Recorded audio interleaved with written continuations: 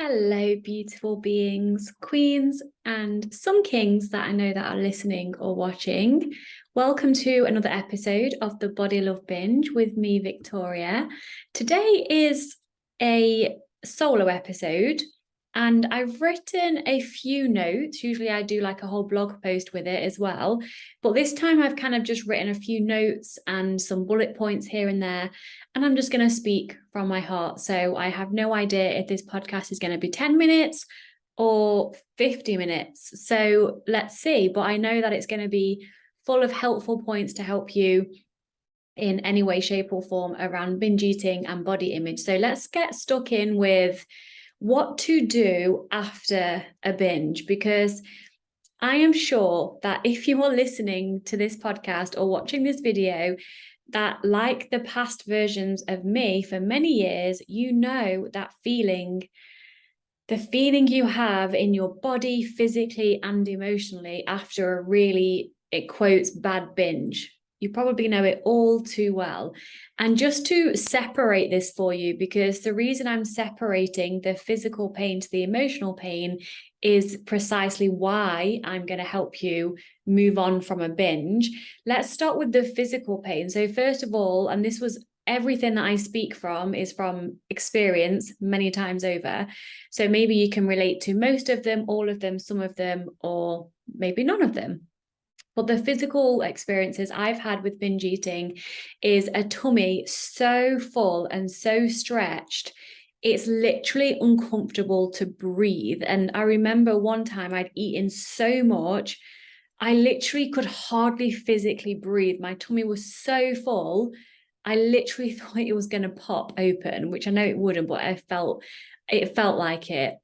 I've also experienced heartburn. So many of you may have heartburn, like so the acid reflux when you've had a binge, dizziness, or a weird feeling like a high from all the sugar.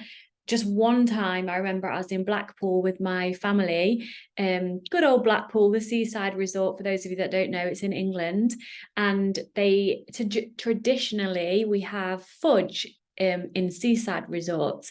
And me being me in my dieting days, saw the time away as a binge fest, as an opportunity to press that fuck it button and give myself permission to eat anything and everything. And then I'd start my diet again when I got back. That's how it went. And I'm sure you can relate. And I remember buying so much fudge and just eating it all in one go. And I remember walking along the beachfront with my mom and my sister and my niece and my nephew, and literally feeling physically dizzy, like I was on drugs or something. Now, I've never taken drugs, so I can't compare, but I literally felt like I was on some kind of substance, and that was purely to the fact that I hadn't eaten all day. Yeah, I got this fudge and then just like binged on it. So you might get like a weird sugar high if you're consuming so much sugar in one go. You might feel sick from, I hear a lot of people feel sick when they've eaten too much chocolate, for example. I've only ever felt sick from eating too much chocolate a handful of times in my life. Those of you that know me will already know how obsessed I used to be with chocolate. And so my body can easily handle a lot of it. So it took a hell of a lot for me to ever feel sick from eating too much chocolate. But that can be a regular occurrence for anyone that experiences binge eating and then feeling sick, regardless of what food it is they eat. That can be definitely one of the physical symptoms that are hard to deal with. Feeling sick and like you never want to eat that thing ever again. Yeah, of course, the next day comes around and you already want to eat the thing again, especially because you told yourself you can't eat the thing again. Maybe you have heart racing. I remember when I used to eat a lot of chocolate, food, sugar in one go, my heart would race. I would get hot sweats. I would feel really hot and like a wavered, like I've not experienced menopause yet, but I can imagine that it's similar, like this just wave of hotness just coming over you. So those are some of the physical sensations that I've experienced. And like I say, maybe you have. So let me know if you can relate to any of those, or if you have your own that I haven't written down here. And then, of course, we have the emotional pain. So the physical pain, what I've just shared, the emotional pain. And yes, emotions also bring physical sensations with it in the body.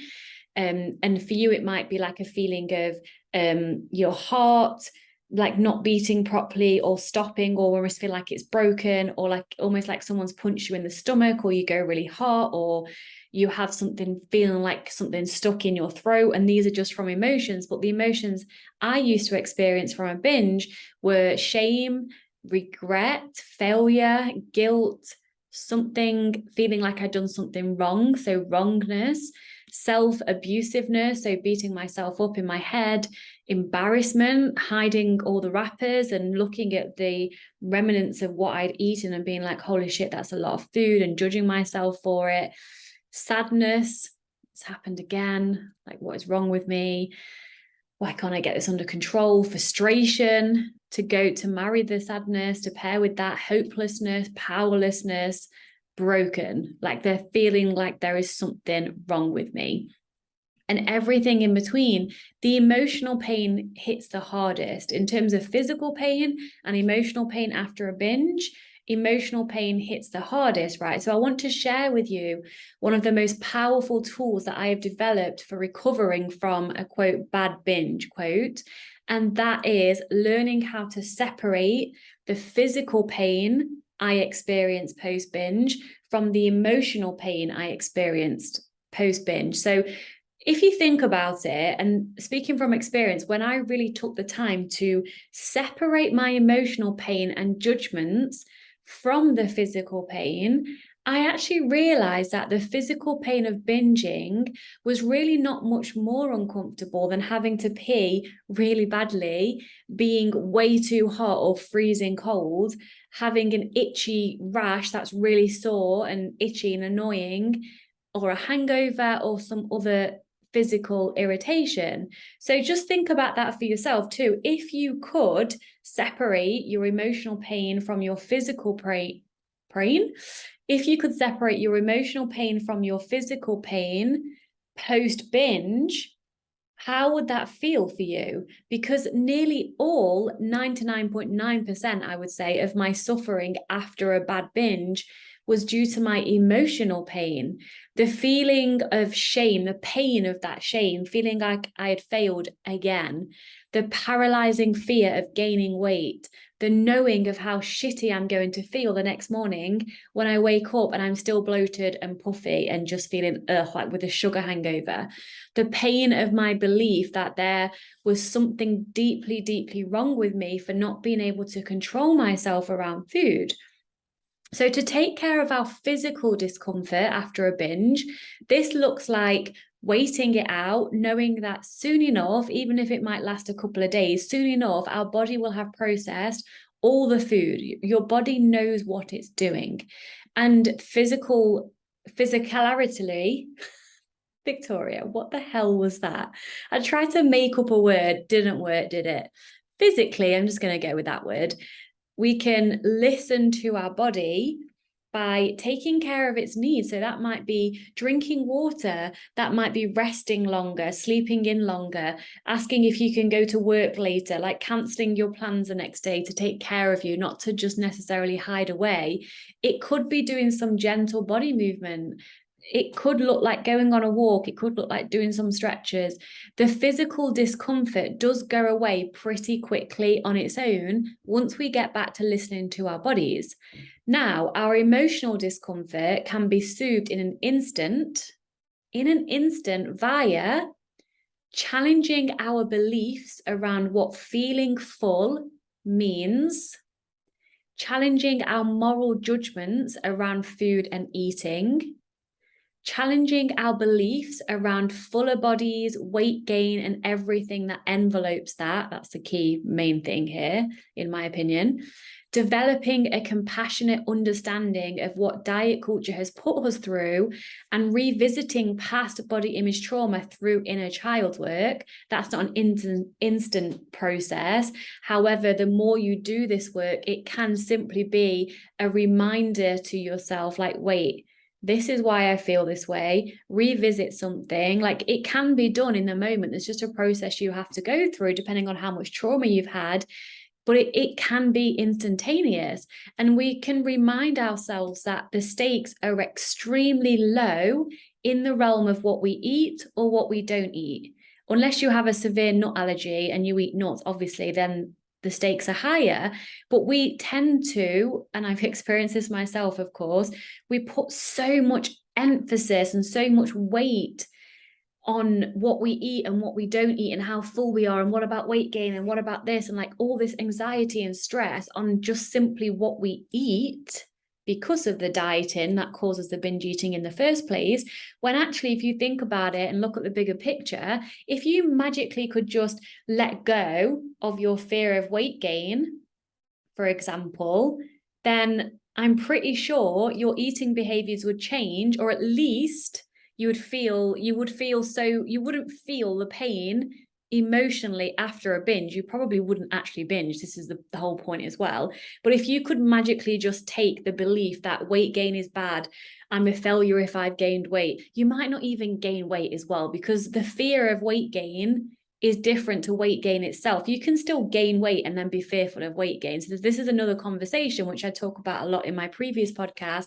But in general, if you can remove that belief of weight gain equals something bad, you won't really give a shit about what you eat or don't eat. And which most people do care about their health, me included, we can then eat for our health. And health for me includes physical health, mental health, emotional health, and spiritual health. So that means eating chocolate purely because it brings you pleasure and it satisfies you emotionally. This is like a whole umbrella of health, if you ask me. It's not only what is supposedly physically good for your body. Your body knows what it's doing.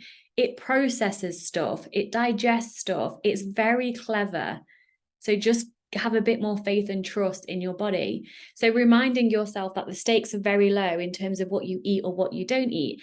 Because when we're able to look at food as a safe and morally neutral source of pleasure and nourishment, rather than a pass or fail test, we find peace no matter what we eat. So I'm going to say that to you again, that statement. When we're able to look at food as safe and morally neutral source of pleasure and nourishment, rather than a pass or fail test, we find peace no matter what we eat. So just try that on for size for a moment. Imagine that you could actually be okay with what you chose to eat, whatever that may be. Like, I know you're going to have loads of judgments going through your mind right now, but just try it on for size, play with the fact that you all of a sudden lost all of your limiting beliefs, like weight gain is bad and it's a failure, and if I allow myself to eat what I want, I'll eat this and gain weight forever. Imagine that that was not available for you to think and believe. How do you think you would act around food, knowing that on the table of choice, pun intended, when you come to make food choices, everything can be considered, such as energy levels, how it makes you feel physically and emotionally and mentally. Digestion can be on the table of choice. Nourishment can be on the table of choice, pleasure can be on the table of choice, and blood sugar, for example, can be on the table of choice. But what isn't on that table of choice is anything to do with the size of your body or calories, right? So imagine if you didn't have the ability to worry about your body size or any kind of correlation to food and weight, and you just chose to eat from all of that, the rest of the table of choice. I guarantee you'll be eating very differently. Naturally, you'll be eating the healthiest for you, and everyone is different. The amount of chocolate I perhaps still eat, because it brings me a lot of pleasure, and I make sure I include a lot of other healthful foods in my diet, might be too much for someone else's body to handle, and vice versa, because we're all different. Again, it's all pointing back to trusting ourselves with what to eat. So that's what I wanted to say about how to get over a binge. It's really separating the physical pain from the emotional pain. That can help, just first and foremost, understanding that instead of going into automatic pilot of, oh my God, I'm the worst person in the world, I'm such a failure, I'm so fat, I'm just horrific, and all the inner self bitchiness that we give to ourselves and we beat ourselves up when we've binged, just take a moment, take a back seat, hold yourself in a painful emotions, and then separate the physical pain from the emotional pain and start to look at your beliefs. And, you know, if you're in my program, then you can go through the modules and really start to unpick this, because you can relieve a lot of emotional pain that is associated with a binge in the moment purely by looking at things from a different perspective, challenging your beliefs, visiting past trauma that perhaps you've tried to cover up with food stuff and body image stuff, when actually, you know, deep down there's something deeper to uncover and to revisit. So it's just something for you to take a look at. And now, after a sip of water, I want to go into body image tips. So I told you this was a bit of a random episode, but I just felt like putting it together this way. So hopefully it will be received as I intend it to be received. Tips to improve body image then. Obviously, in my opinion, we binge eat because we diet, and then we diet because we're not happy with our bodies. And then even deeper than that, it's low self-worth. So actually, disordered eating has everything to do with food and nothing to do with food all at the same time, because food behavior and obsession is a symptom of poor body image 99% of the time.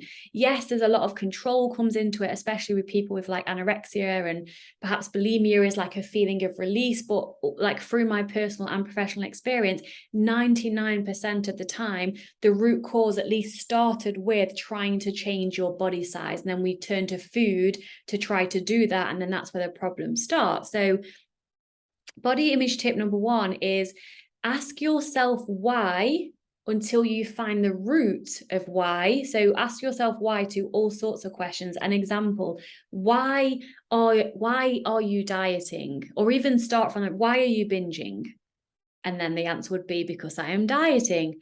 Why are you dieting? Because I don't like the way my body looks. Why don't you like the way your body looks? Because I don't like this, this, and this. What does that mean though? Why don't you like the way this, and this looks? Because I feel less attractive and less seen or less sexy when I look like this. Why does that matter to you? So literally ask yourself why until you get right to the root reason, and until you get annoyed and pissed off with the word why. That's how I did it. Like when my coach asked me why, like about 100 times for something or other, not around food and body, about something else.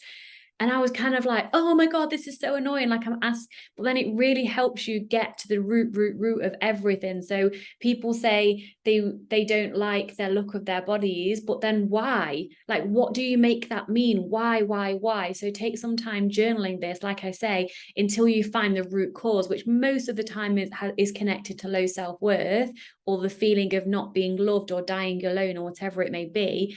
So really take time to do that exercise, and you will probably feel annoyed with the word why, but that's the point, right? Because if you think about an onion, the layers of the onion, like when you peel an onion, the layers get softer as you get closer to the middle of the onion, and you also start to cry more because the scent of the onion is stronger in the middle. So like if you was to like put your face next to an onion, and as you unpeeled it, which I wouldn't recommend obviously, the closer to the center you get, the stronger like the stinging sensation in your eyes is. And I've found that like really relatable to compare that to healing and trauma. And like when we really start to peel back the layers, most of us don't want to go there because it's too painful. And we're so used to living in our pattern and our story of, but it's about the way my body looks, but it's about the food I'm eating, but it's not, you see, that's just a cover up story of what's really going on. And that's one of my most favorite things to do with clients, is to find the root cause of everything.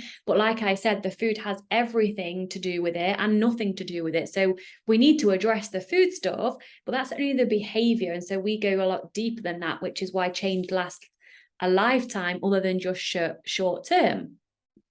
The second tip, and I'm going to run out of numbers here because I've not actually numbered them as I've bullet pointed these, but I'm going to give it a go. The second tip is accept the body you have now.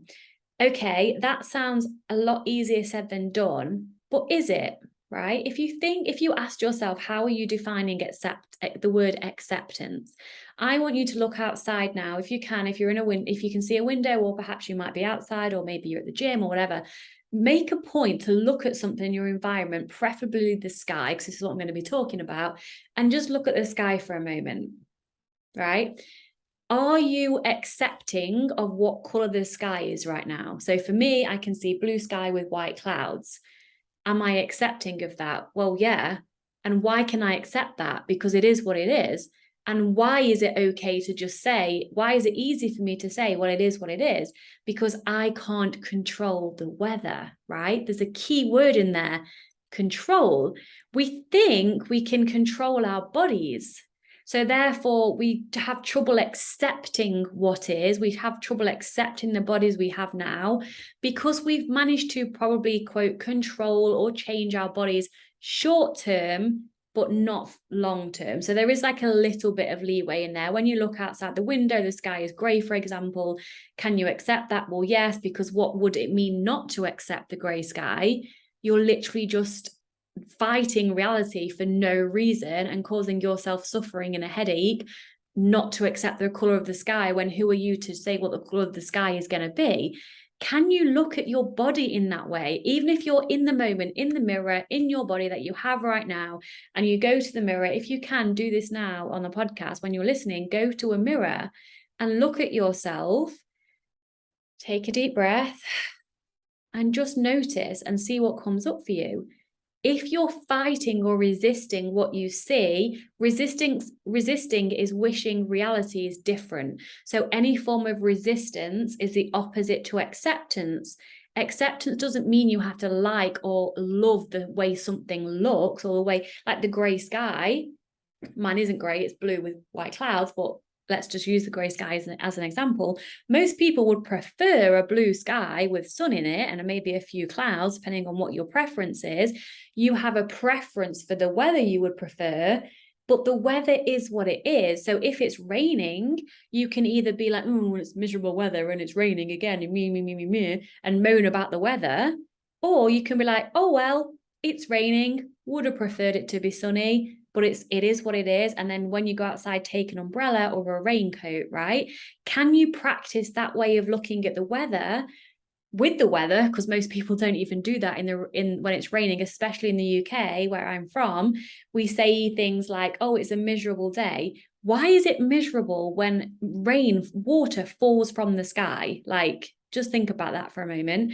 So can you practice this towards your body? Can you go to the mirror, and this was really helpful for me, and to look in the mirror and to shrug your shoulders physically and be like, well, this is the way my body looks today. It is what it is. And you don't have to like it, but giving up that fight and picking yourself apart and making yourself wrong and feeling shameful and trying to then think about a diet you need to do, that's like so much effort and it doesn't work and it just brings you suffering.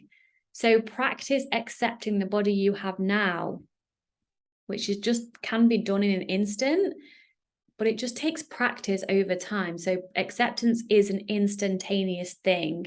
There is a difference between accepting something mentally, which you can accept the weather. You've not really got any traumatic experiences attached to the weather, unless you've been like in a traumatic storm or something that was nearly like nearly took your life or something. But in general, accepting things like the weather and things and life most of the time is just a simple mindset choice, a perception shift. Surrender, on the other hand, surrender. I recommend you listen to the song Surrender. I can't think of the song author, the writer, the singer. Surrender, Natalie, I think she's called. I was going to sing, but I'm really not going to because I can't. It's like, I will link it below. That's the easiest thing. Listen to this song Surrender, because when surrendering, and this definitely will be included in the work we do together if we work together and you have past trauma around your body image, around childhood, around anything like that, because acceptance is a mindset shift. Surrender is like a physical, energetic release of pure, unconditional, radical surrender to what is. It's like the on your knees moment, you're waving the white flag, you give up fighting. It's a lot more deeper and stronger than acceptance, but start with acceptance, and then you can start to explore full surrender, where you're so vulnerable and so open and so raw, and you're going to feel all the feelings that you've been blocking for so long. But it's so healing. So I couldn't not talk about acceptance without bringing surrender into it as well. And then Acceptance also creates space for grief. Now, you've heard me talk about this many times if you've been an avid follower of mine.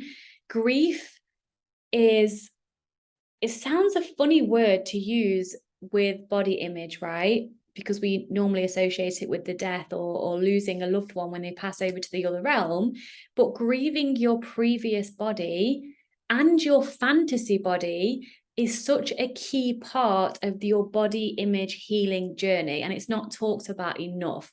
And this was kind of a bit of like the missing link for me, because I hadn't truly taken time to make peace and to say goodbye to the old body that I had, the shredded six-pack praised body that I had, that meant so much to me, because all of my self-worth was like dependent on the way my body looked. We'll talk about that in a moment.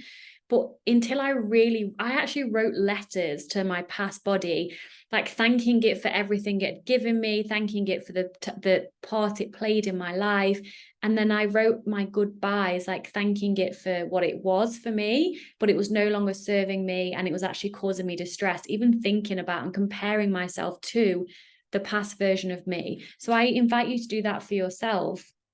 Take the time to grieve the previous body that you keep trying to get back to, or the fantasy body that you have in your head that you perhaps never got to, but you're always chasing. Let it go. Give up. And giving up to most of you will sound like you don't care and you're just going to like sit on the sofa and melt into the sofa and die alone and pop or whatever, right? It's like, it feels like you don't care. And when you say you give up, it's like you don't give a shit and you've got no ambition. And that's not true.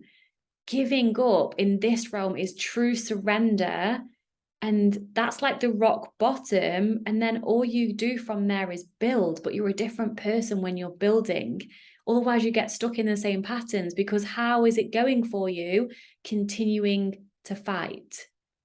I'm guessing it's not working, right? So you do need to take some time to grieve. And sometimes it will be a case of little grievings over and over again. So when you try on bikinis or clothes and that no longer fit you, and you even got bigger ones because you were in a bigger body, and like these now seem to be not fitting you, you need to also just take a few moments to, that's okay, and to grieve that past version of you, because we're always evolving. We're not the same person as we was yesterday, last week, last month, last year, nor are we supposed to be. We're always growing and we're always evolving. So stop trying to hold on to your body needing to be the same. It will change over time. Our bodies are supposed to change over time. The next one I've wrote down is appreciate the body you have now, because 5 to 10 years from now, you will want the body you have right now that currently you don't want, because you want the 5-year or 10-year ago body, right? Excuse me. Our bodies are changing all the time, and they're supposed to. So just take a moment to think about that. The body you have today is the youngest body you'll ever have. Not that old is bad either, but just take a moment to appreciate the body you have now that you say you don't want, because you're just going to keep getting older anyway.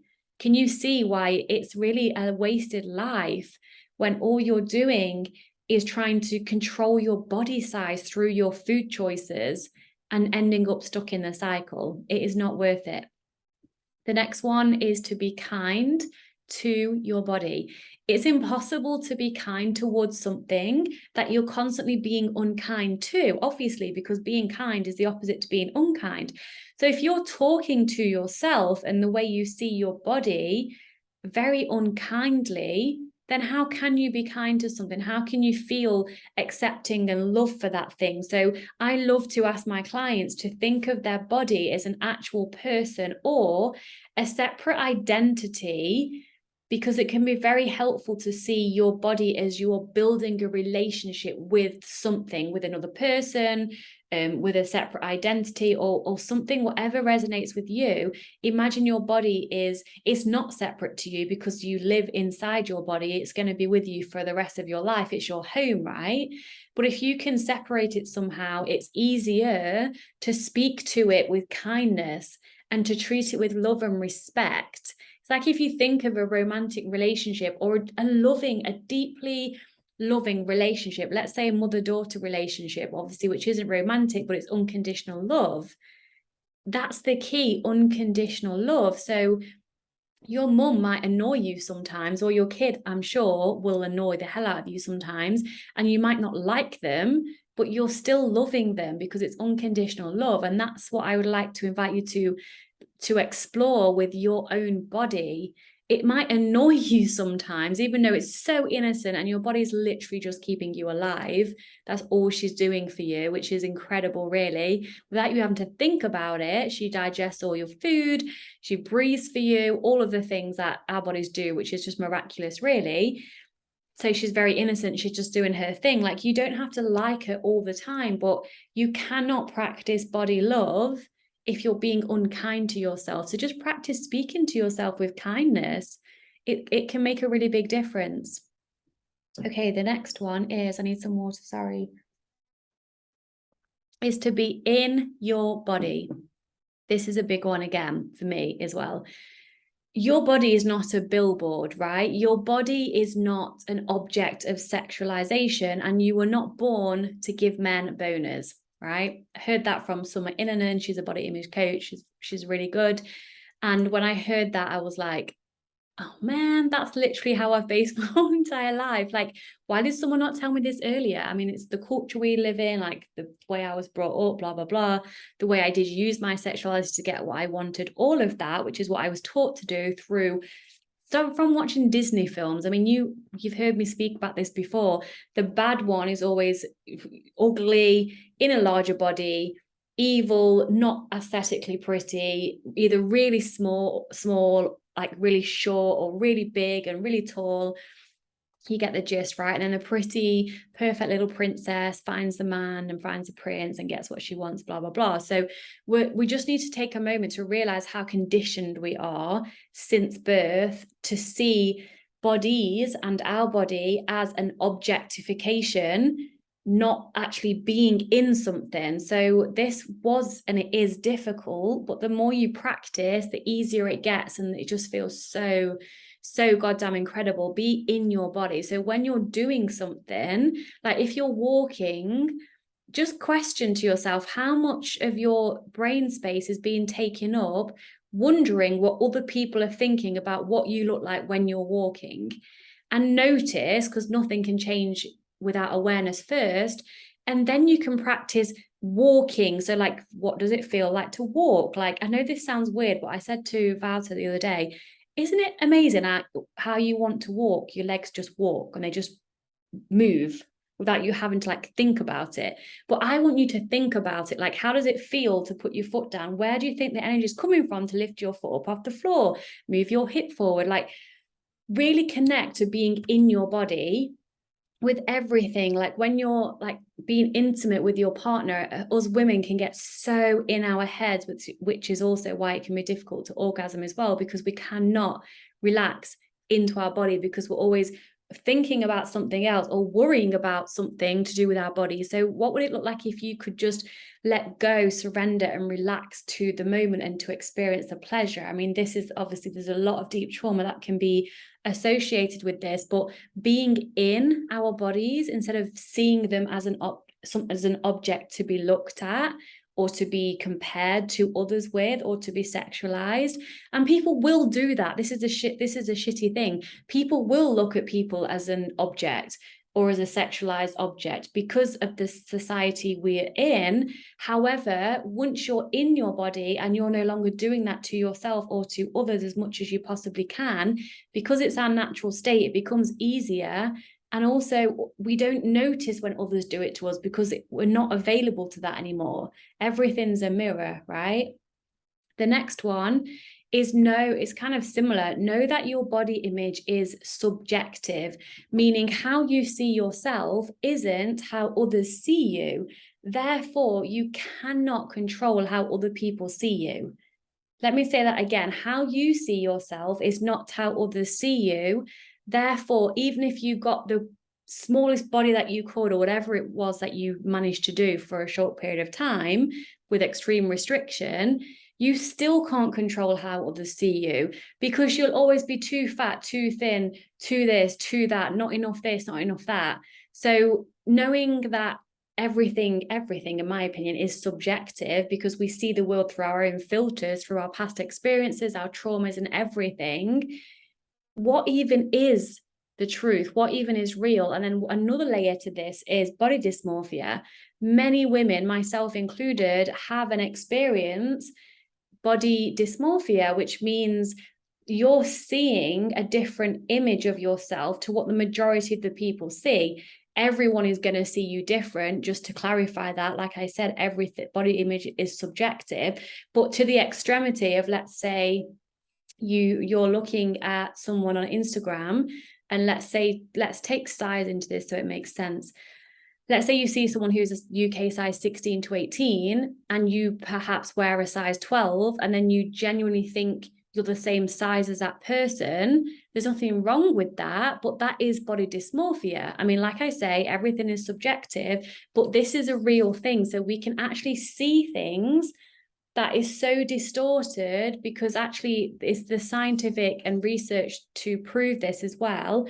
Eating disorders, especially anorexia, change something in our brain, which changes the way we see our physical appearance. So it can be physically distorted in the way your brain's wired, and through conditioning and through brain wiring of like never being good enough.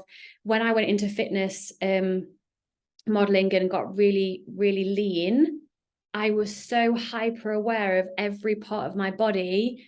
Oh my gosh, that fucked me up so much, the fitness world, seriously, when I was wanting to compete, because it wasn't just about getting lean, it was about having the right muscle definition and being tight without the water retention. There was so much to hyper focus on. My body dysmorphia got way worse because I was involved in that kind of world of comparison as well. So if you think of a ballet dancer, for example, they will be in that world of like tiny, teeny bodies. Hopefully it's changed now.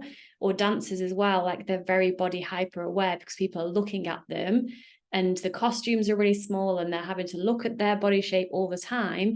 They're very hyper aware compared to someone who isn't into dancing or the gym or anything like that, and who just wants to like lose weight. They can still get caught in the body trap, right? But it's not as severe because it depends on the environment that you're in, that you've been comparing yourself in, and that you're used to. So when at my leanest weight, I mean, I'm not going to bring weight into this, but I was super, super, super lean. My body percent fat was 9%, and I'm a woman. So obviously my period stopped. It's not healthy at all. I used to compare myself to my leanest weight, and nothing was ever good enough. Of course it wasn't, because that's not even sustainable. I shouldn't have even been at that weight. So if I'd never got down to that like weight in terms of leanness, anorexia I count as like kind of a different thing for me, because it was very blurry and I knew I was skinny, but there was a lot more going on there. But in terms of the fitness stuff, if I'd never got down to that weight, that leanness, I wouldn't have that to compare to, right? So it's just know that everything is subjective, and you might have body dysmorphia. I don't want to just go around putting labels onto everybody, and that's not helpful either. But it just helps to just relax and let go and understand that what you see is probably not what most people see anyway. And so why would you try and micromanage that when you can't actually control anything anyway? It's just kind of like another reason to just radically surrender. I want you to remind yourself that your thoughts are not facts. Your thoughts are not facts. They're not true. Your thoughts and feelings are not facts. You are neither your thoughts and you are neither your feelings. So you're not your thoughts and you are not your feelings. So you can practice looking and being the watcher of your thoughts and feelings. So instead of saying, I am angry or I am sad, you could say, language is very powerful. You could reframe that to, I am feeling sadness, or I am experiencing anger. So you are not it. You are experiencing it, or you are feeling it. You are not it. That can have a huge difference, right? And even if you're looking in the mirror or you see yourself in a reflection and you just think, oh my God, I am so blank, fill in the blank, big or ugly or unattractive or whatever, you can reframe that to, I am experiencing a a very strong feeling of, because there's a feeling underneath that, mostly shame, embarrassment. So you swap it from I am so fat, and I use the word fat because that's what most people use, and there's no feeling that is labeled fat. There's always a feeling underneath that. So just practice like playing with your words, because your words are so powerful. And then another few things which are practical speaking is when you're in the shower, most of us, I do, have like a body puff thing where you like put the the shower gel on and then make it all creamy and lathery and then wash your body with it, right? Do that because I think they're great. But then I purposely still to this day, even through all my body image work I've done, I still do this, make an effort to use my actual hand on my body and then wash my body with my hand as well as the body puff, because then what you're doing here is you're touching yourself all over. And at the beginning, this will probably be very uncomfortable, especially if you do use a body puff and you're not used to actually feeling your body with your own hands. This takes a bit of time. Meet yourself with compassion, but purposely touch your body all over in the shower so you can get to know yourself and get to feel yourself. And then the bits that you have a real strong aversion to, purposely send that love and feel the lumps and bumps and rolls. Notice the judgments, meet them with compassion, and just send those parts of your body love. Again, you don't have to try and force yourself to like it. It's not about that. It's about taking the time to just be with yourself and to feel your physical body. Because if you imagine your body is another person in a relationship, imagine if you like never wanted to touch the person and you were like, don't want to look at you, don't want to touch you, don't want to wash you, like just the actions, like spend some physical time showing yourself love, touching yourself gently. Like, yes, that can of course include self-pleasure. Most people who have disordered eating have a difficult relationship with pleasure as well. I might do a whole episode on that, actually. That was a big one for me. But recommend doing that in the shower, purposely touching yourself with your hands, not the actual body puff. And also doing some mirror work on purpose. So when you look in the mirror, when you're getting dressed, for example, when you notice your mind comparing yourself with the past version of you, or how your tummy you want your tummy to look like, or the future image you have in yourself, like what you're trying to aim towards, notice what you're comparing yourself to when you look in the mirror, and then practice being like, wait, I'm not comparing myself because I look the way I do, and therefore I'm supposed to look this way. So when you look at your stomach, and if you notice a judgment, and the only reason you will notice a judgment is because you'll be resisting what you see and you'll be wanting it to look a different way than it already is, just remind yourself it's supposed to look this way. You don't have to like it, remember, to begin with. But instead of like comparing, and this is so automatic, you're only going to feel discomfort and suffering if you're looking at your tummy and you want it to look differently. But if you just look at your tummy, you just see your tummy because that's your tummy and hi, that's what it is. It's just a way of practicing acceptance of what is. And then with your whole body, just practice that, looking in the mirror and knowing that you're supposed to look the way you do because you do, without comparing yourself, because that only just brings suffering.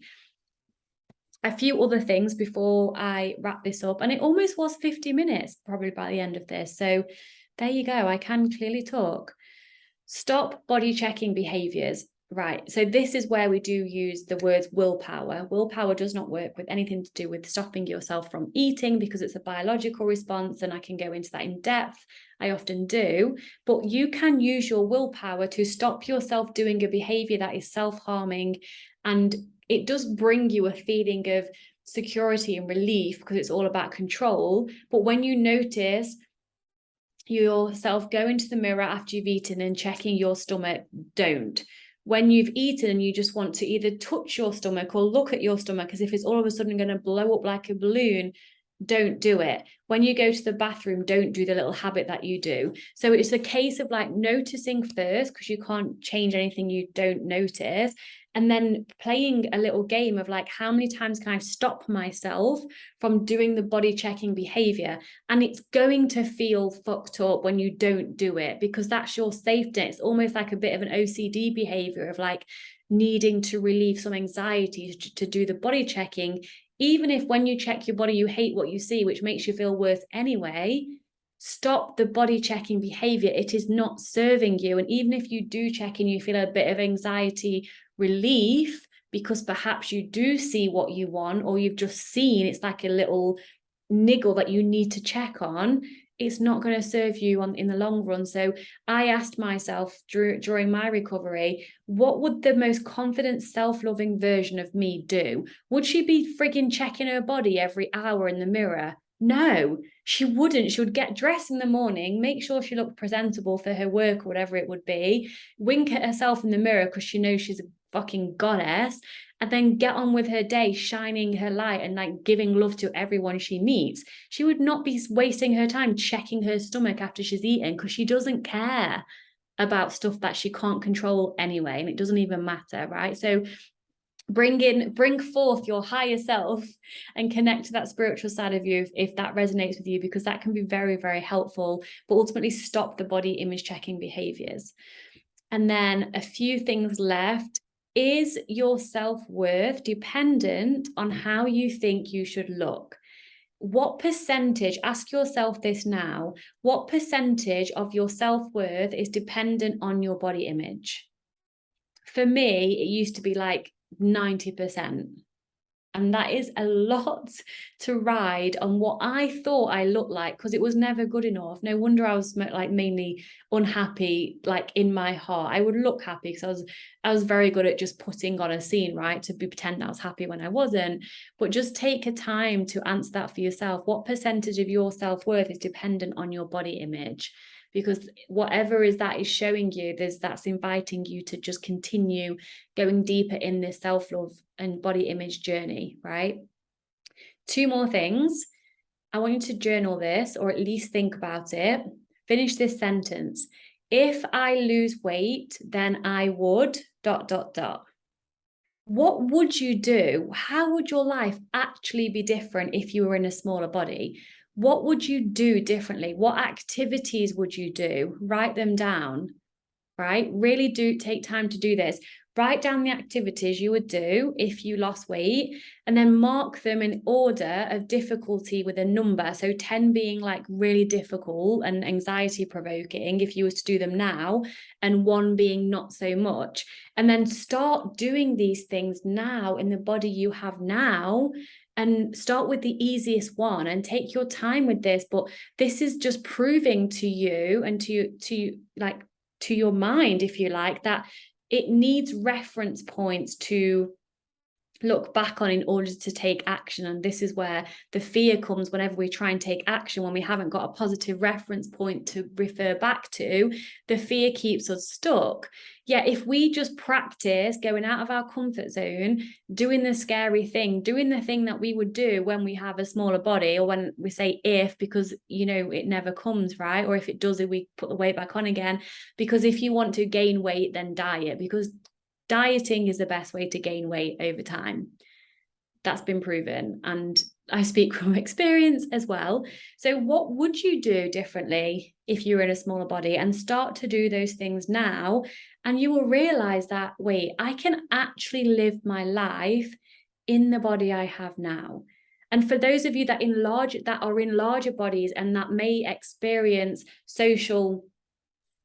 not social justification, that's the wrong word, I've lost the word. You may discrimination, that's it.